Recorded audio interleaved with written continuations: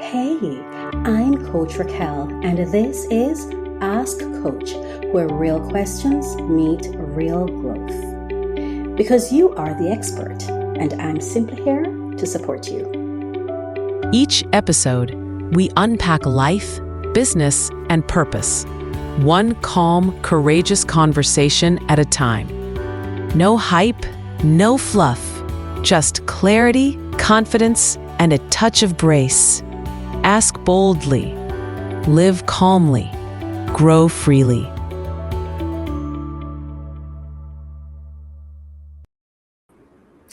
All right. Hello, and welcome back to, I think we're at episode 15. This is episode 15. Welcome back.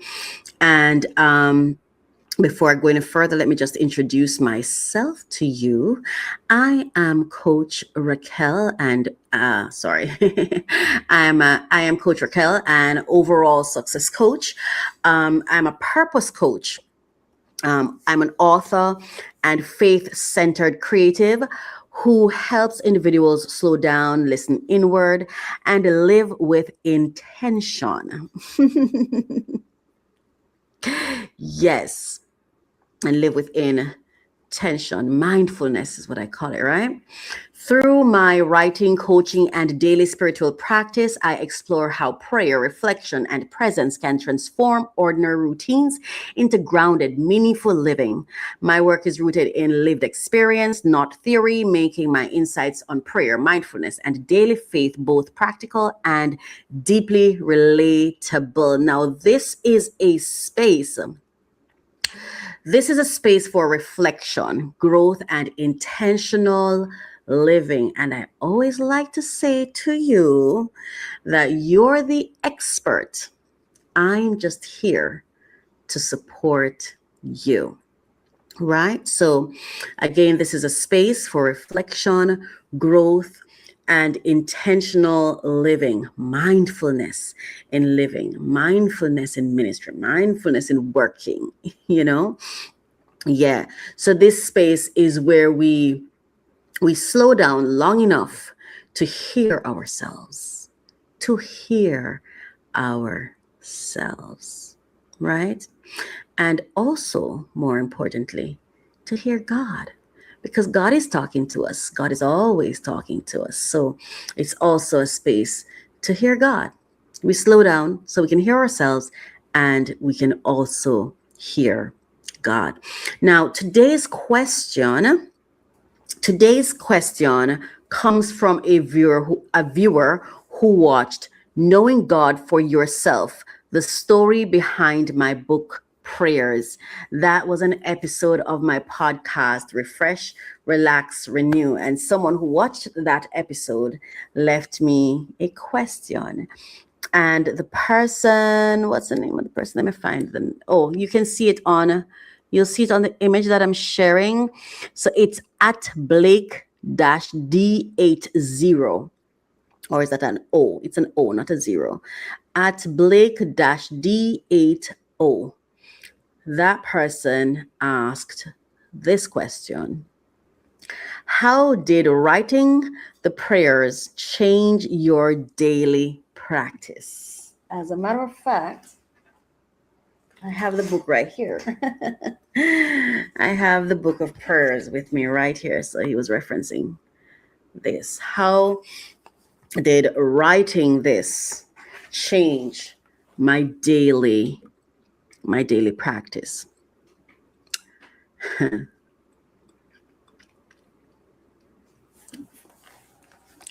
Before I answer, I want to begin the way I always do.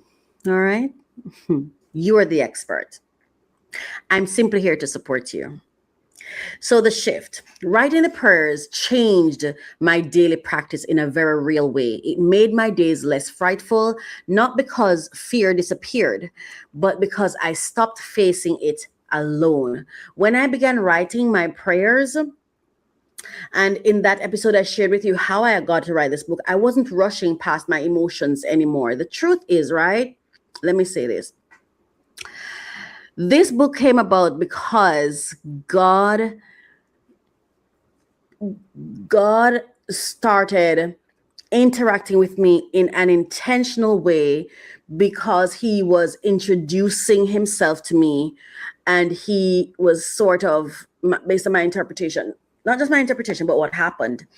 God used someone. When I wrote the book, I was actually praying for someone else, even though I didn't write the book that way.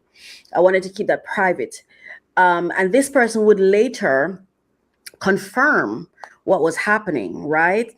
So after I wrote the book, to be honest with you, initially I felt I felt scared. I felt scared because of what was happening to me, and I didn't fully understand what was happening to me. But after all of that, or after getting past the fear, understanding what was happening to me, finding clarity, this book it gives me a certain kind of confidence that I never would have had, because this book is the symbol that God physically made himself known to me. God made himself known to me in a physical, real way. And because of my experience in writing this book, I got to know God in a personal and individual kind of way. Once that happened, and I realized that God actually interacts with me, I got to understand God for myself, not just based on what the Bible says, not just based on what other people testify, but for myself. God connected with me in a real way. And then he gave me real life experiences that brought tangibility to my experience with him. It became very, very real. I could touch it, feel it. It was a real life experiences, right? And because of that, I am not as frightful in life anymore. Right? So writing the prayers changed my daily practice. It changed the way I live. It changed the way I exist. Because now I have confidence, or as Jean and I would say, Godfidence. I know God is with me now. So I don't live the way I lived before. I'm not as scared as I was before. I'm still human, but I know that God is with me. So I'm no longer afraid. I'm not afraid of what I might miss. I'm not afraid of what may go wrong. I'm not afraid of what you may take from me. I no longer carry the burden of self-protection. And that does not mean that I'm no longer guided. And it doesn't mean I'm not intentional, because it made me more intentional, right? But it made my days less frightful, not because fear disappeared, but because I stopped facing it alone. When I began writing my prayers, like I said, I wasn't rushing. It wasn't a rushing process, even though I wanted the process to be over because I didn't understand what was happening. But writing the book and after writing it, especially after publishing it, kind of made me slow down, because I never edited it until after I published it. I published it to get the real book in my hand, and then I edited the book and republished it. Right? So I was naming whatever it was I was processing and acknowledging them, right? So bringing them into the light, that alone creates peace. Also, so that's the first one, was the shift for me. It was a real shift. And I'm telling you, like I shifted from a world of living by myself and living with humans to living with not just humans, but with God. God is, and if you follow my podcast, Refresh, Relax, Renew, I express it. God is my constant companion. And so I really am in the world and not of it. I'm before I was very of the world. No, I'm not. There is a mindfulness that happened with that shift that remains with me. And so I'm more focused on being obedient to God and I'm paying attention to what God is saying to me, and showing up in ways that when people interact with me, they know there's a God of compassion that exists. Right? Now, the second thing is confidence and intentionality, right? Over time, something else shifted. I became more confident. I told you, confidence, not confident in myself alone. No, it was not in myself, but confident in my connection with God. Writing slowed me down, or rather publishing this book slowed me down. Oh my God, this book means so much to me. This book is is the reason I now know it's the portal. This is what God chose to use. This symbol, this experience is what God chose to use to introduce me to Him in real life. There's a real God. God is real. God is real. No, it made me intentional instead of reacting to my days, right? And I started entering them with awareness. I became more mindful of my thoughts, my words. Oh my gosh, I monitor my thoughts and regulate my mind now. And my words, I put more effort in mindfulness with my words. My humanity is still here, but there's a mindfulness that I bring to it, right? My responses, prayer stopped being something I did around my life and became something I practice within it. Like prayer is a daily thing, a minutely thing. It's not something that and there are different ways that I pray. Sometimes there's some prayers where I want to go on my knee when I'm praising, especially when I really want to praise God, I'll bow and pray to God. But I'm always praying to God because it's always me and God in connection and talking, right? Always. So some prayers I go on my knees, some I hum, some I just say it. I look up what God is really within me. Yeah. So I started, it became something I practiced within, not around my life. And then the next one is presence. Oh God, presence. One of the most profound changes was this. I no longer have days that fade away.